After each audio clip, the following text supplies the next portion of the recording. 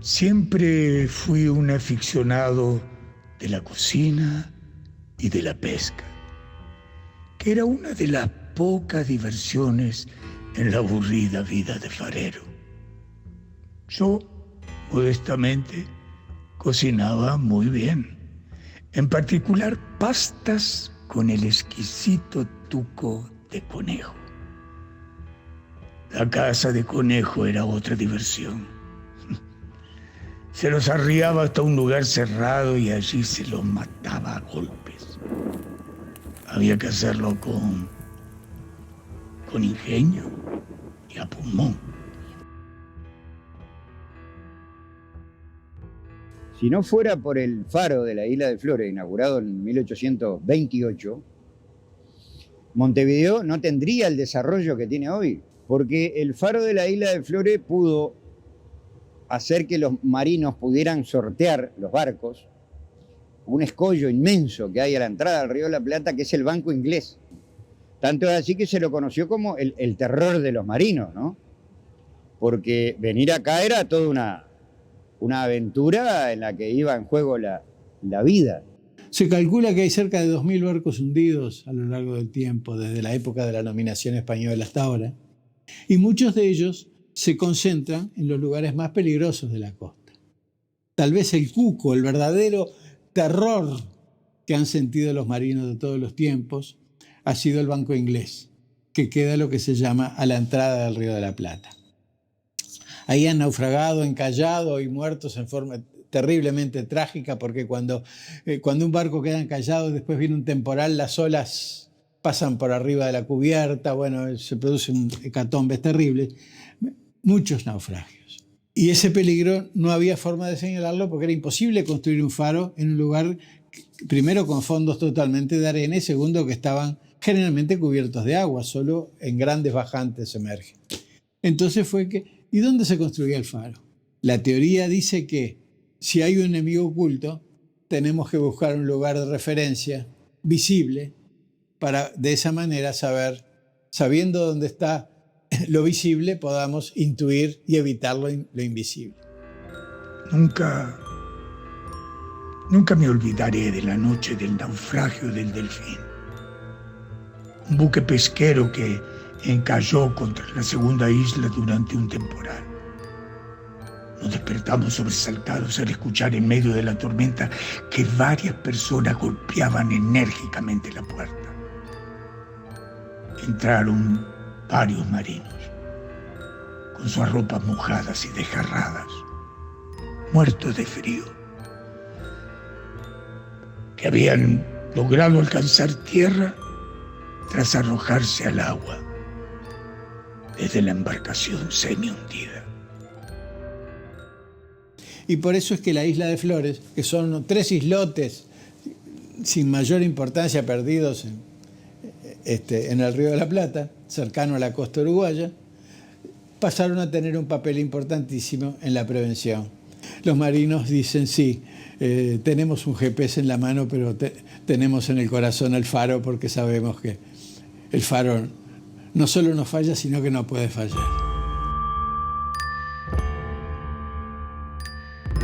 Nos encontramos en la puerta, digamos, de entrada al Río de la Plata.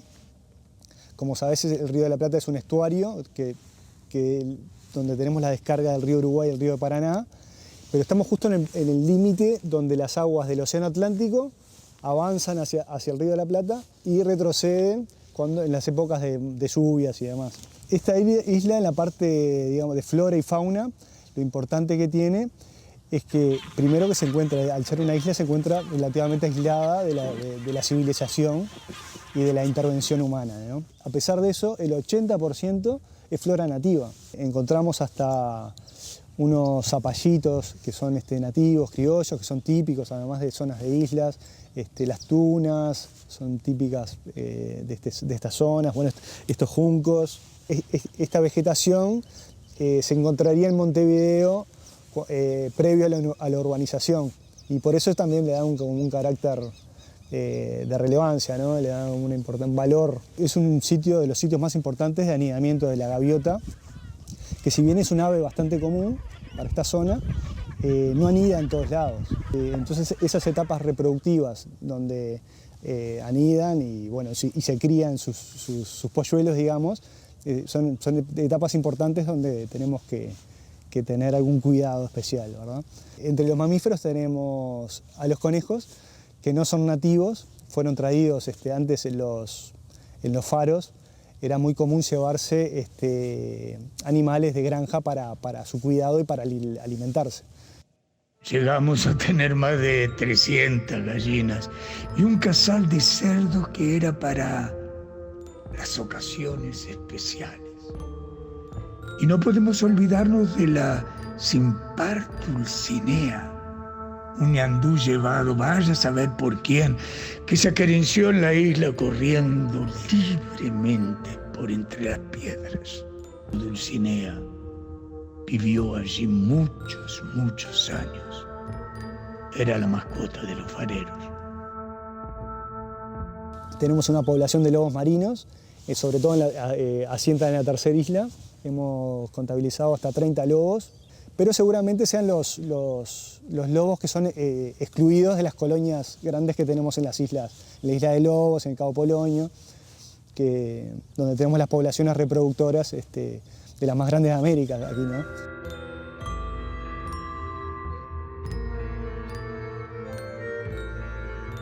Bueno, yo vine, pertenezco al servicio de balizamiento, somos de la Armada, la Marina acá de Guerra del Uruguay, y cumplí misiones en los diferentes faros.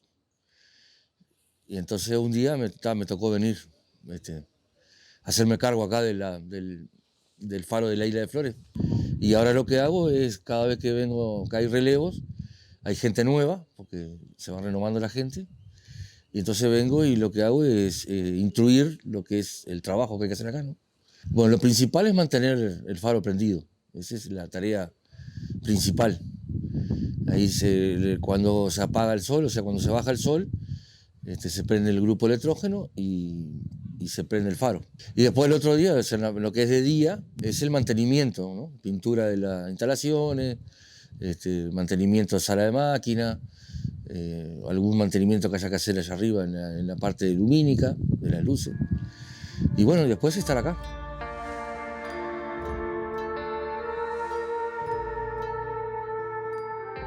El faro es la construcción más antigua de todas.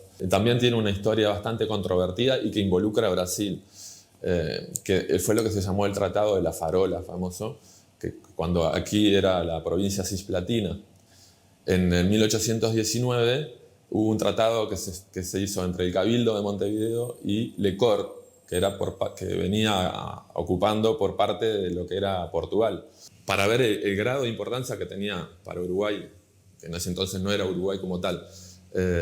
La construcción del faro se cedían unos territorios que hoy pertenecen a Río Grande do Sul a cambio de la construcción del faro. Ese tratado, que en realidad se firmó y figura en las actas, se llama actas secretas del Cabildo, que está ahí, se pueden ver, en realidad nunca se terminó efectivizando. Nunca llegó a concretarse la cesión de esos territorios, pero de todas maneras quedó siempre en el imaginario colectivo uruguayo que se trataba de uno de los faros más caros del mundo porque había sido cambiado por una buena porción de territorio.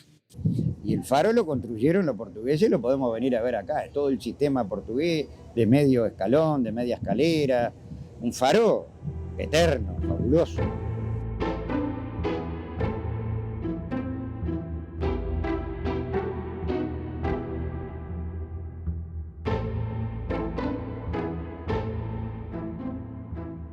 Yo tenía ideas de hacer reconstrucciones virtuales. Y bueno, y la isla era como el lugar ideal como para hacerlo, y acá en Uruguay. En esa etapa inicial, que era de investigar a ver qué información había disponible de la isla. Ahí se consiguieron planos, se consiguieron fotografías históricas de principios del siglo XX. Entonces, con toda esa información, se fue haciendo como rearmando el trabajo. Como si fuera un rompecabezas, digamos, empezando a unir una cosa con otra. A partir de toda esa información se empieza a hacer un modelado en 3D de cada uno de esos edificios, uno por uno.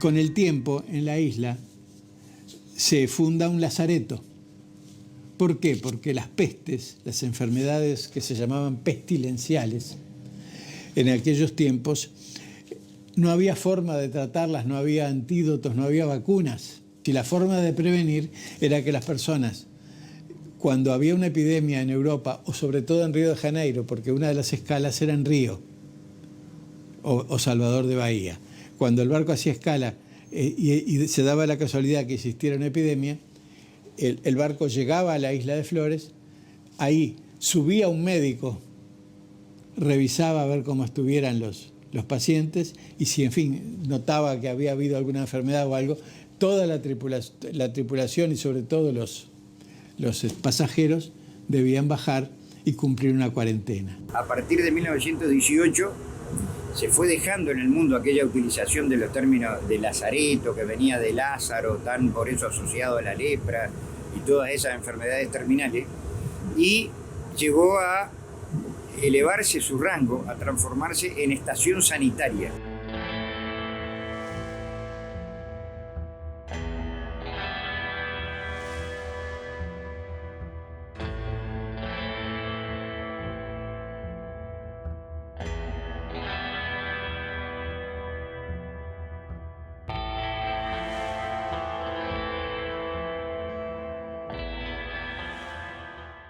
Creemos que la peor de las epidemias que ha tenido la isla, el peor virus, es el abandono. El abandono por parte de privados, el abandono por parte del Estado. Nuestra sociedad, entendemos nosotros que está en deuda con la isla.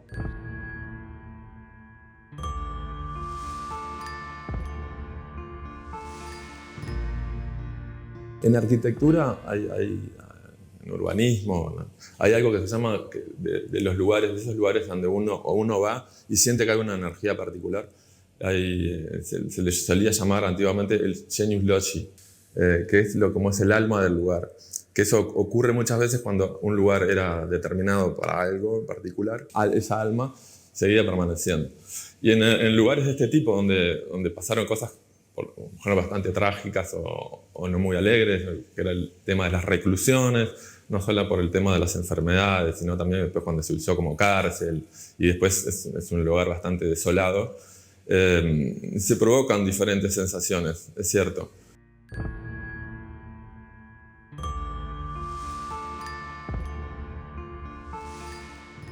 Los lugares donde ha habido mucho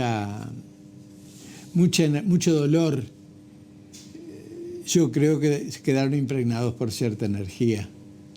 Y ahí ha habido miles y miles de personas que quedaban en el lazareto aguardando para continuar viaje hasta Montevideo. Y eso de alguna manera se siente.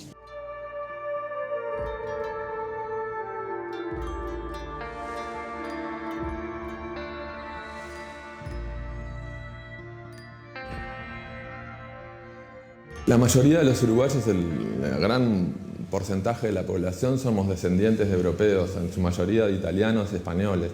También hay porcentajes más pequeños de otras comunidades, como la francesa o rusa, comunidad afrodescendiente, que son alrededor del 7-10%. Cuando vinieron, toda esa ola inmigratoria, no solo venían los inmigrantes, sino que también con ellos traían muy comúnmente, desde el mediados del siglo XIX para acá, determinadas epidemias, como el cólera, la fiebre amarilla, la fiebre tifoidea, etc. Después tuvo una barrera sanitaria fabulosa que evitó el ingreso de epidemias en otros lados que se habían transformado también en pandemia y las podíamos parar acá gracias al establecimiento, a la barrera sanitaria que fue el lazareto de la isla de Flores. Hay una idea de que pudo haber algunos días hasta 1.500 personas, porque los barcos que llegaban eran inmensos. El buque no se lo dejaba llegar al puerto de Montevideo. Era sanitizado allí, con los métodos que había en la época, y tenía en el primer islote el lazareto limpio. Había desinfectorio, correo, capitanía, comandancia, alojamiento de primera, segunda y tercera clase, La construcción emblemática de la isla es el Lazareto Limpio, que es la construcción más grande que se ve que tiene. Eran alojados o los de primera clase en planta alta, los de segunda clase en planta baja, y los que venían en tercera clase, que eran la mayoría de los que venían de los pasajeros, se alojaban en los depósitos, en unos galpones de madera. Después, otro elemento interesante, que inclusive todavía hay algunas construcciones, es el desinfectorio, que se pueden ver unas estufas de desinfección que todavía permanecen. Acá están llevando en unas vías, están llevando a una persona, no se sabe si está muerto o está grave, lo llevaban entonces unas vías que comunicaban con el sector del cementerio. Ese es el desinfectorio. Y estas son las estufas, donde ponían acá los equipajes, los hacían pasar para el otro lado y les inyectaba vapor. Se colocaban acá dentro de estas estufas de desinfección los que podían ser tratados con vapor de agua. También se utilizó acá dentro, que es donde luego se amplía, se hace una división y se comienza a utilizar la cámara de desinfección química, ¿no? Acá se ven algunas fotos de época que había hierros que estaban acá de pared a pared con perchas que se colgaban y se utilizaba con ese sistema también de vapor de presión de agua, que por afuera se ve clarito los caños por donde entraban. Luego acá, que se ve aparte donde tiraban el ácido, en algunos recipientes que tenían del otro lado, con esta puerta que ahora ya ni siquiera podemos moverla, que está completamente fija, y ahí se entraba acá, que era lo que fungía como cámara de desinfección química.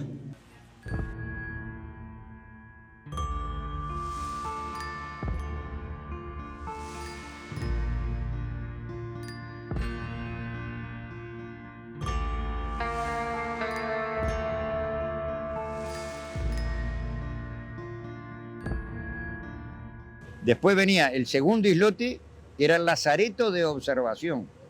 Y ahí estaba el hospital de observación, una capilla y un cementerio amurallado.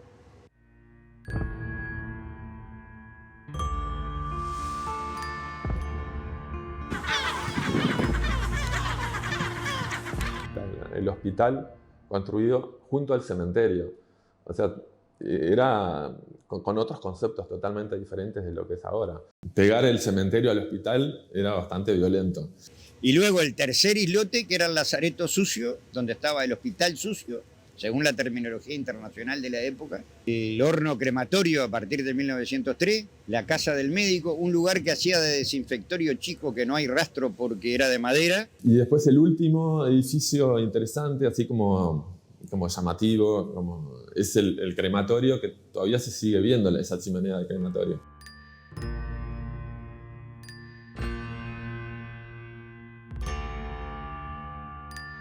Por lo que significa el crematorio en sí mismo y porque es un edificio que se ha mantenido, digamos, bastante bien a pasar del tiempo. Es una de las pocas construcciones que queda en la tercera isla que está mantenida. Nosotros nos dedicamos a ese tipo de cosas, a documentar de lo que está ahí, de lo que pasó. Esta es una base de inodoro que se sacó de acá del segundo cuerpo también. Esta, la 1057, es la pala del horno de la panadería. Por eso tenía, acá tenemos los centímetros, todo, creo que son 7 centímetros. Esta sala para ahí juntar las brasas y con esto desparramarlas para lo que estaban haciendo, ¿no? Acá tenemos una de las que más nos costó, porque esta la trajimos de donde anduvimos hoy, allá del tercer cuerpo. Y tuvimos que arrastrarla entre todos, ¿no? Y pudimos traerla acá, ya está catalogada también. Esta es una de las bañeras. Es decir, que algunos de los baños de primera clase tenían este tipo de bañeras, ¿no? Desde 1828 hasta 1867, que se construye el lazareto, el único funcionamiento era el del faro. Después empieza la etapa de las cuarentenas y cuando empieza a funcionar como Lazareto en sí mismo. Eso va desde 1869, cuando se termina de construir, hasta 1934, que deja de funcionar como tal porque ya no eran necesarias las cuarentenas. Pero entre eso que funcionaban también se mezclaron presos políticos. Porque por la lejanía con la costa y su cercanía, por otro lado, cumplía la doble función de quedar cerca para el transporte de los barcos que trasladaban allí los presos que quedaban lejos y en un lugar imposible de fugarse. Desde los primeros presos que tenemos constancia son de la Revolución de las Lanzas, 1897-98.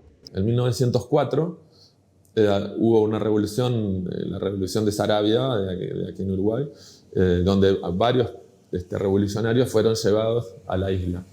Fueron aislados en la tercera isla. Cuando la revolución de Aparicio Saravia, ahí vuelve a haber, nosotros tenemos un listado de más de 100 presos. En 1933 hubo un golpe de Estado aquí en Uruguay, y en ese golpe de Estado de Terra, la dictadura de Terra, también hay otros presos políticos. Después, en 1968, durante el gobierno de Pacheco Areco, se trae una cantidad de sindicalistas. De eso conseguimos incluso diarios que informan con fotos en primera plana de la isla. Y acá tenés los calabozos, ¿no? Vamos a meterle un poco de luz. No sé si ves algo, ahí que está el banquito. Está el banquito y la ventanita arriba. Acá era algo, no sé en qué fue utilizado en su momento eso, ¿no? Porque cada uno tiene uno. Acá hay otro, del mismo estilo. Aunque las construcciones se seguían manteniendo y había planos, por ejemplo, de 1960, donde hay proyectos de convertirla en una cárcel, eso nunca se efectiviza y las construcciones se empiezan a dejar de lado, ya no se dejan de mantener más. Pues se pueden ver fotos donde se empieza a ver el deterioro durante todo el siglo XX, desde 1934 en adelante el deterioro es cada vez mayor. Sí, el del faro, que es el que actualmente funciona. Con el paso de los años, los edificios se fueron desmantelando poco a poco. Turistas y pescadores solían llevarse maderas y azulejos como souvenirs. Los barcos de la marina solían hacer ejercicios de tiro contra la tercera isla, donde la gigantesca chimenea del crematorio era un blanco atractivo. El resto se vino abajo solo, obra del tiempo, de los pamperos y de las lluvias inclementes.